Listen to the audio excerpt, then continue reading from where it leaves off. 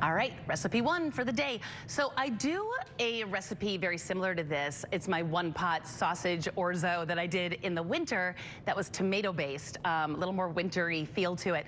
This one is a little more summery feel. So you know I love a one pot wonder, and you know I love anything with orzo. My kids think it's delicious and it cooks really fast and easy. So I'm gonna get started here. We have one ready to go. Don't look at this yet. We're gonna come back to this. Don't look at that. We're gonna look over here for our starter one here. In my pan, I have a pound of Italian sausage. Of course I used the sausage from Pelkins because it's delightful. So I got that rolling. And while that's finishing up, let's dice up an onion. We're gonna get this onion in the grease drippings of the sausage. We don't wanna lose that flavor. We don't wanna lose that fat in there. We're adding spinach and zucchini and corn into this, so it's relatively healthy. Keep the pork fat. I am under the impression that bacon fat, pork fat, actually lubricates arteries and makes blood flow faster, so good for you. Don't take advice from me. All right, cutting up an onion here. We're just gonna do a nice little dice on this. Get some aromatics in there.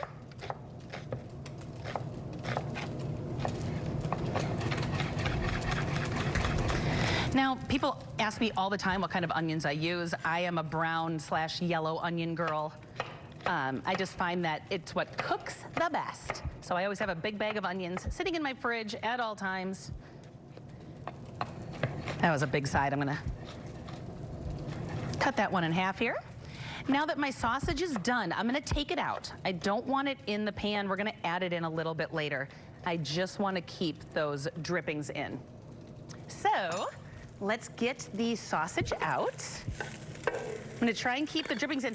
The Pelkins Italian sausage actually doesn't have tons of drippings, so I might need to add a little bit of olive oil. We're gonna see once I get this in. Yeah, I'm gonna add just a smidge of our stock market olive oil. Just a little bit to get that onion rolling so it doesn't burn. And let's get our onion in here. Yep, sizzle, sizzle, sizzle. That's what we're always looking for.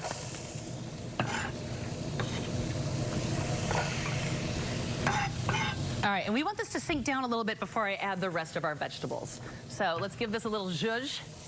Make sure that, you know what, I'm looking at it. Always use common sense, everybody. If your Italian sausage didn't leave a lot, I'm gonna add a little bit more. I do not want this to brown. I just want this to get nice and translucent.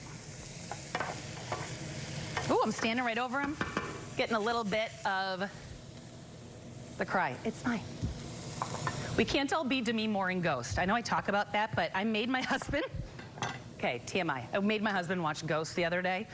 We had the house to ourselves and he had never seen it. And I'm like, we can watch a romantic movie. It's still a thriller. It's a good movie. And what he got out of it is he now wants to take ceramics class. If you've ever seen that movie, you know what I'm talking about. It's a good date night movie though. All right, I got a zucchini here also from Sunny Hill. They were here yesterday. Oh my gosh. First of all, her recipe, Marnie's recipes were great. She left a humongous box of produce for all of us. She left beets, green beans, zucchini, gosh, what else? Corn, so many things for us. So we didn't have to get this zucchini. We got it in the beautiful box that Marnie left for us. So I'm just giving this a quick dice. Let me give this a stir. All right, it's kind of sinking down in that grease. I like that. And then once those onions have a minute to cook down, we're gonna add some garlic in a moment as well. But let's just get our big prep going here.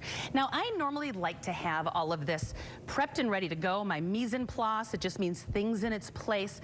That way, all you have to do is add and not worry about chopping on the fly. I did make this for dinner the other night. I put it on our Instagram stories. There we go, that was a big daddy. Got some big garlic today. And I'm gonna give this a nice little mince up and add this to our onions now that the onions have gotten a head start. Now, also over here, I've got fresh corn, 4 ears of fresh corn from Sunny Hill. It's raw. All I did was just scrape it right off the cob. It's gonna cook in the pasta. You don't need to pre-cook it. All right, let's go ahead and add in our garlic. Give that a second here. Now, we're gonna go ahead and add in our zucchini. Just beautiful summer veggies going in here. We're gonna get in our fresh corn.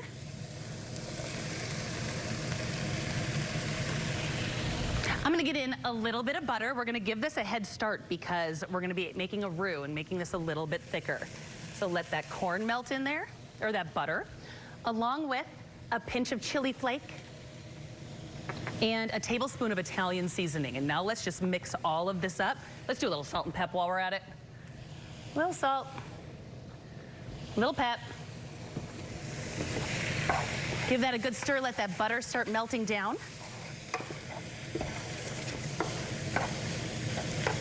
And now that butter melts pretty quick because everything's pretty hot. So let's go ahead and sprinkle in some flour. Now this flour is going to help thicken this up. Let that cook for just a minute. And once that flour is cooked out for a moment, we're going to add in our broth and our milk. But we're going to give this a minute. I'm going to finish that in a minute. Now, in here is one that I have added the broth and the pasta. And to this, we're going to finish this up now. I'm kind of skipping ahead here. We're going to let that cook down. We're going to finish her up. We're going to add that sausage back in there. And we're going to add some baby spinach. You can add it in whole like this if you want to. My children eat it when it's chopped up because then they don't see it because it sinks down. So I give it a chop. You certainly don't have to. Now, what I love about spinach is you can use so much and it just sinks down in the heat. So I can add a ton, and my children normally don't have any idea. It kind of just looks like the zucchini once it sinks down. All right, now that that flour has cooked out, those veggies are getting a little tender. Let's go ahead and add in chicken broth. And I have 2 cups of our Lamers whole, 2 1/4 cups, I believe, of our Lamers whole milk. Go ahead and get that in there, crank up the heat. We are also gonna add in the Orzo. It's all just a big old one-pot wonder, everybody. You know I love that. And what you're gonna do is bring this up to a simmer. And once you do that, it turns into this. So now, give this a good stir, because that Orzo is cooked. The spinach is wilting down. The piece de resistance, of course, we have some of our Simon specialty cheese. We went and got a bunch of Parmesan when we were there the other day. Add as much as you like. Give that a good stir. And of course, we got an MITG, right? We got to make sure it tastes good. Ooh, making a mess. That's all right. Let me grab a fork and try this, see what it needs. How do we feel about this?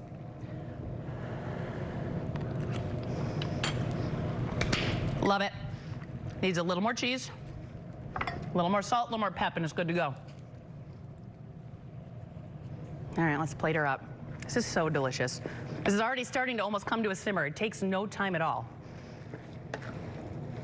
All right, give this a good stir. We'll plate it up. Couldn't be easier. If you have extra veggies sitting in your fridge, you want to go ahead and throw down some fresh mushrooms in here, some asparagus. This is really, it lends itself to just about anything. Some fresh cherry tomatoes in this would be delicious. That's dinner, and then I'm gonna go ahead and hit it with a little more of that Parmesan. Come on, it's so good. It's so good.